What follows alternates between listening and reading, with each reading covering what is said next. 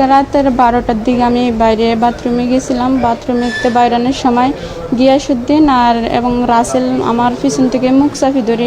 শরীর ও মনের সীমাহীন যন্ত্রণা নিয়ে পুলিশের দ্বারস্থ হয়েছেন এক তরুণী। তিনি জানিয়েছেন, ঘটনার রাতে বাড়িতে কেউ ছিলেন না। তার ভাই ছিলেন চট্টগ্রামে। রাত প্রায় 12টার দিকে বাথরুমে যাওয়ার সময় হঠাৎ পেছন থেকে এসে মুখ চেপে ধরে দুই যুবক, গিয়াস উদ্দিন ও রাসেল।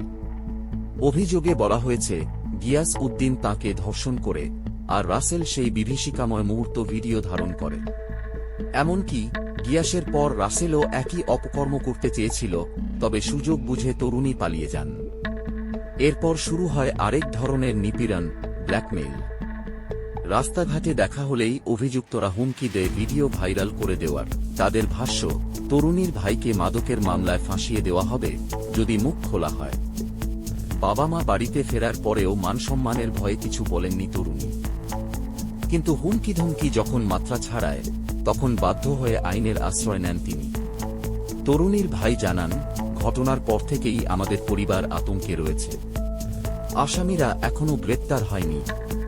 তারা একটি রাজনৈতিক দলের ছত্রছায়ায় রয়েছে। তাদের একটি সংঘবদ্ধ চক্র আছে। এ বিষয়ে তজমুদি থানার পুলিশের পক্ষ থেকে জানানো হয়েছে, ঘটনার তদন্ত চলছে, মামলা গ্রহণ করা হয়েছে এবং ভুক্তভোগীর মেডিকেল পরীক্ষা করা হয়েছে। তদন্তে সঠিক তথ্য পাওয়া গেলে দ্রুততম সময়ে ব্যবস্থা নেওয়া হবে বলে জানিয়েছেন তদন্তকারী কর্মকর্তারা। এখন একটাই প্রশ্ন, এই বর্বর অপরাধীরা কবে আইনের আওতায় আসবে? ভুক্তভোগী পরিবার এবং এলাকাবাসী চায় দৃষ্টান্তমূলক শাস্তি, যাতে ভবিষ্যতে কেউ আর কোনো নারীর দিকে চোখ তুলে তাকাতে না পারে।